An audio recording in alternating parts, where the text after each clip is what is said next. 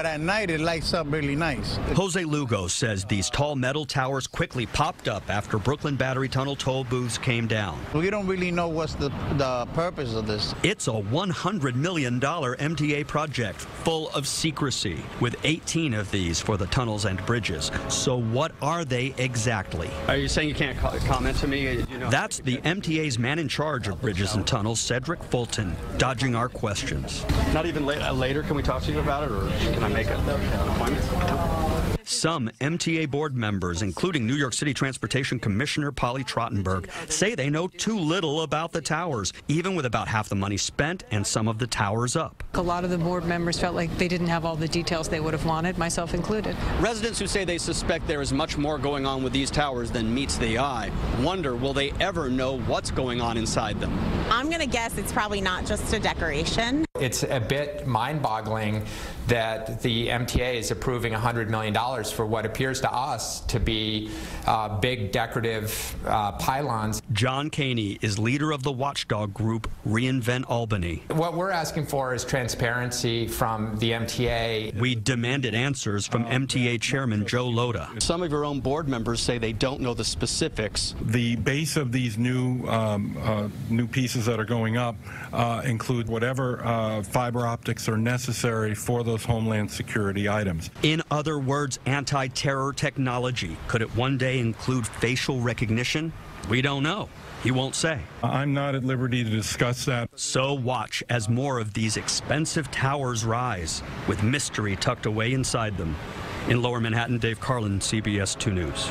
Chairman Loda said all necessary homeland security technology remains in place at all crossings, even the ones that don't have the new towers just yet. Now, labeled one of New York City's weirdest and most iconic skyscrapers, 33 Thomas Street has been a source of mystery for many years. Constructed and owned by AT&T, this faceless concrete tower has been linked to the NSA. RT's Trinity Chavez has the story. Built to withstand a nuclear bomb, this New York City skyscraper is one of the most important assets to the NSA. Known as the AT&T Long Lines building, the 550-foot tall tower has 29 floors with 3 levels and has not one single window in its walls. But for many years, the New York skyscraper, located at 33 Thomas Street, has been a source of mystery. Photographer Stanley Greenberg is one of the few people who were able to gain access to the building. I knew the AT&T building because I had worked nearby there for a while. And it always seemed kind of mysterious because there's no windows, and I knew it was all electronics inside. So I got in touch with the AT&T press office, and they didn't have any trouble with my going in. Of course, it was 1992, so it was a long time ago. Formerly known as Project X, an AT&T subsidiary commissioned the tower to house long-distance phone lines. Completed in 1974, it was built to withstand an atomic blast. The architect even made plans to include enough food, water, and generate fuel to sustain 1,500 people for 2 weeks during a catastrophic loss of power. Well, I guess it was the batteries, which you've seen a picture of. We had seen a couple floors of racks of electronics. And then all of a sudden we walk by and there's this big space with big, I said, are those battery jars? And he said, yeah, that's our backup power.